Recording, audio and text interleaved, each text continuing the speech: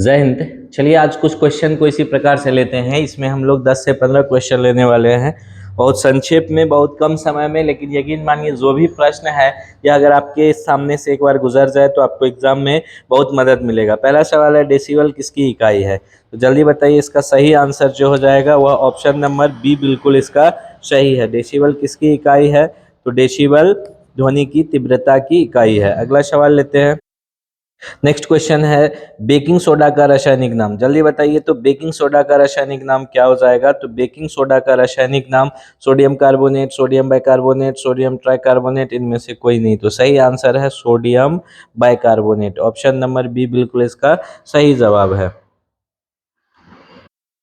तीसरा सवाल, समतल दर्पण की फोकल लंबाई कितनी होती है, यानी फोकस दूरी कितनी होती है?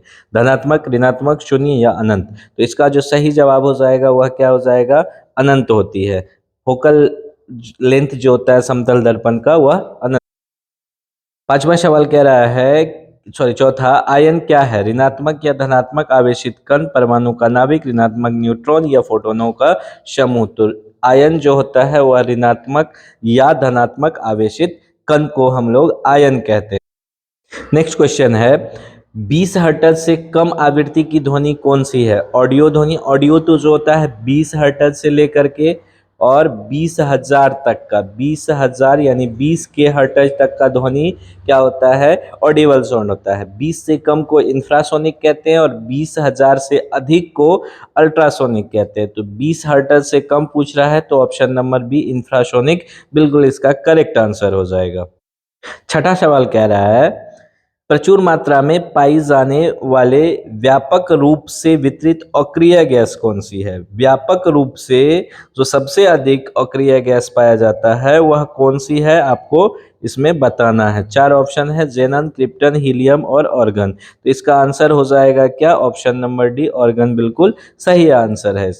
चलिए सातवां सवाल ले लेते हैं। पहले क्वेश्चन पढ़ लीजिए फिर ऑप्शन दे रहे हैं। सिरका का उपयोग मसाले के रूप में और सब्जियों और अन्य खाद्य पदार्थों के अचार में किया जाता है। सिरका का घटक क्या है? ऑप्शन है butanoic acid, methanoic acid, ethanoic acid या हेक्सेनोइक। तो कई वीडियो में हमने इसको कवर किया है, इसको थ्योरी में भी दिया था। एथेनोइक एसिड जो CH3COH होता है उसी वही पाया जाता है कि इसमें सिरका में 5 से 7% एथेनोइक एसिड को या 5 से 8% एथेनोइक एसिड को हम लोग सिरका कहते हैं। नेक्स्ट क्वेश्चन लीजिए। नेक्स्ट क्वेश्चन कह रहा है, निम्नलिखित में कौन सा विद्युत का सबसे अच्छा सुचालक है? साधारण पानी, समुद्री पानी, उबला हुआ पानी या अशुद्ध जल? देखिए, जिसमें आयन की मात्रा सबसे अधिक होगी वही अच्छा सुचालक होगा विद्युत का। तो समुद्री जल में चूंकि अधिक आयन पाया जाता है, लवणों की संख्या अधिक होती है, इसीलिए यह विद्युत का अच्छा सुचालक माना जाता है। इसलिए इसका ऑप्शन जो होगा वह बी बिल्कुल करेक्ट हो जाएगा। नवा सवाल लीजिए, बिजली के बल्ब भरने में किस गैस का उपयोग किया जाता है? ये क्वेश्चन तो सभी लोग जानते होंगे और निश्चित जानते होंगे, क्योंकि कई एग्जाम में कई बार ये पूछा हुआ सवाल है कि बिजली के बल्ब में कौन से गैस भरे जाते हैं? Neon gas, organ gas, रेडन gas या क्रिप्टन गैस? जल्दी बताइए। इसका सही आंसर अगर आप लोग जानते हैं तो तुरंत कमेंट करके बताइए। तो बिल्कुल जो लोग कह रहे हैं जो कौन सी गैस भरी जाती है, ऑर्गन गैस, वो बिल्कुल सही है। नंबर सवाल का आंसर हो जाएगा argon gas, option number B इसका करेक्ट आंसर। नेक्स्ट क्वेश्चन कह रहा है, माचिस की तीलियां किससे बनी होती है? माचिस की तीलियां किससे बनी होती है? चार ऑप्शन है, लाल फास्फोरस, नीली फास्फोरस, लेड नाइट्रेट या इनमें से कोई नहीं। तो इसका करेक्ट आंसर हो जाएगा लाल फास्फोरस से बनी होती है माचिस की तीलियां। रेड फास्फोरस, याद रहेगा, red phosphorus, option number A बिल्कुल सही। 11वां सवाल कह रहा है, कृत्रिम वर्षा उत्पन्न करने के लिए निम्नलिखित में से किसका उपयोग किया जाता है? Carbon dioxide, carbon monoxide, silver iodide या सिल्वर नाइट्रेट? जल्दी बताइए इसका करेक्ट आंसर क्या होने वाला है। तो जो लोग कह रहे हैं सिल्वर आयोडाइड वो बिल्कुल सही है। ऑप्शन नंबर सी इसका सही जवाब है, ऑप्शन नंबर सी। 12वां सवाल, कार्बन मोनोऑक्साइड और हाइड्रोजन के मिश्रण को क्या कहा जाता है? उत्पादक गैस, जल गैस, प्राकृतिक गैस या इनमें से कोई नहीं? जल्दी बताइए। 12 का सही आंसर हो जाएगा जल गैस, ऑप्शन नंबर बी बिल्कुल करेक्ट है। कार्बन मोनोऑक्साइड यानी CO तथा हाइड्रोजन, हाइड्रोजन गैस हो गया H2, इस दोनों के मिश्रण को हम लोग जल गैस कहते हैं। ऑप्शन नंबर बी बिल्कुल सही जवाब है इसका। नेक्स्ट है वॉशिंग मशीन का कार्य सिद्धांत क्या है? सेंट्रीफ्यूजेशन या सेंट्रीफ्यूगेशन भी कह सकते हैं इसको, डायलिसिस, रिवर्स ऑस्मोसिस या डिफ्यूजन।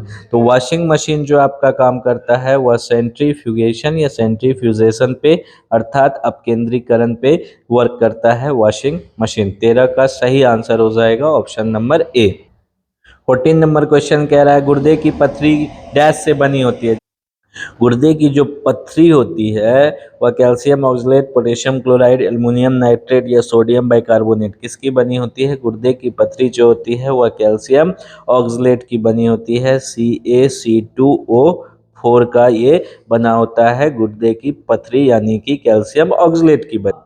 15वां और इस वीडियो के लिए आखिरी सवाल लेते हैं हम लोग, फिर कल से वही बोर्ड पे डिस्कस होगा। आज तो थोड़ा सा कम समय में अधिक क्वेश्चन को डिस्कस कर दिए इस प्रकार, लेकिन अच्छा अच्छा क्वेश्चन आपके लिए सेलेक्ट करके लिए हैं। किस रासायनिक यौगिक को पर्लेस कहा जाता है? Potassium chloride, potassium bromide, potassium chloride का formula KCl, potassium bromide KBr, potassium sulphate K2SO4 या पोटेशियम कार्बोनेट K2CO3। सही आंसर इसका क्या होगा जल्दी बताइए। तो ऑप्शन नंबर डी जो लोग कह रहे हैं पोटेशियम कार्बोनेट K2CO3 वो बिल्कुल सही है, इसे ही पर्ल एस कहा जाता है। तो ये 15 क्वेश्चन किसी न किसी एग्जाम के पूछे हुए सवाल थे और आने वाले एग्जाम में भी रिपीट हो सकते हैं। अच्छा सवाल था, इसलिए आपको के लिए इसी तरह से इसी फॉर्मेट में लेकर के आए। कल से पुनः बोर्ड पे ही होगा क्वेश्चन डिस्कस, बस बने रहिए और अनवरत ये साइंस का जो सीरीज चल रहा है उसको देखते रहिए। मिलते हैं पुनः, बहुत बहुत धन्यवाद, जय हिंद।